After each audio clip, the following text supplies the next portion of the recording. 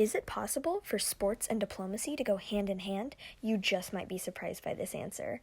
Something as simple as the location of an event could determine who shows up and who doesn't. How can a track star cause a political uproar? Can customs be taken the wrong way?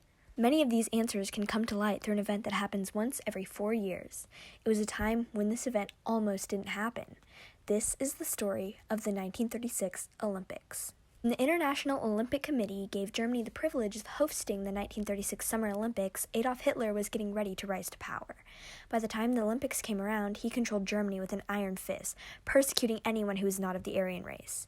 Hitler decided that this would be the perfect opportunity to spread propaganda. Propaganda had been a signature of his for years now, and the Nazi Party had been using it to spread ideas about Aryan superiority.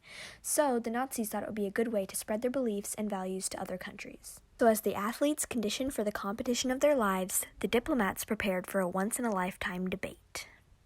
A paper from Osborne, Washington describes the feeling from America's point of view. He mentions that the Eastern press called, quote, for withdrawal of the United States from participation in 1936 Olympic Games, end quote. However, an American member of the International Olympic Committee, General Sherrill, failed to mention the, quote, existence in Germany of discrimination against Jewish athletes, end quote. Washington's paper also mentions a Mr. Mahoney who is, quote, urging that members of the body should not participate in games unless they are held outside of Germany, end quote. Many countries were on the fence about boycotting the Olympic Games, Britain included. While King George himself placed trust that all would go well, many of his citizens feared the worst. Other countries that had short boycotts were France, Sweden, Czechoslovakia, Spain, and the Netherlands. However, in the end, many countries revoked the decision to boycott the Games themselves. In total, 49 countries attended. Even once the Games began, the politics didn't stop. Canadians, always known for being polite and well-mannered, came very close to ruining that reputation during the Games. During the opening ceremony, over 100 Canadian athletes would march around the stadium and pass by a reviewing stand where Hitler was seated. An article about this states that, quote, when they reached the reviewing stand where Adolf Hitler was seated, they turned their eyes right and raised their arms in what looked like a Nazi salute, end quote.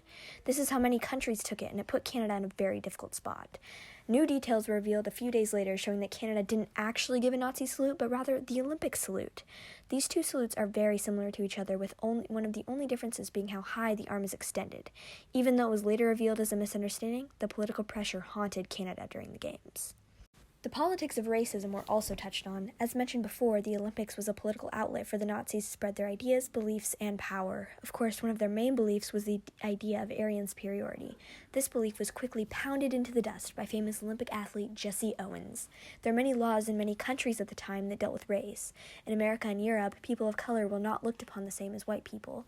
Jesse Owens helped to break this color barrier and helped set the stage for decreasing discrimination.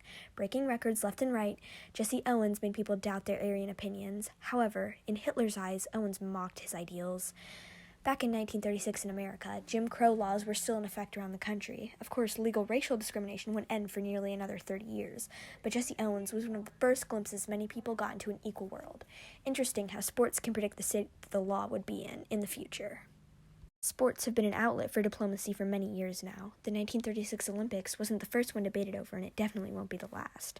Who knows how sports will shape the world in the future.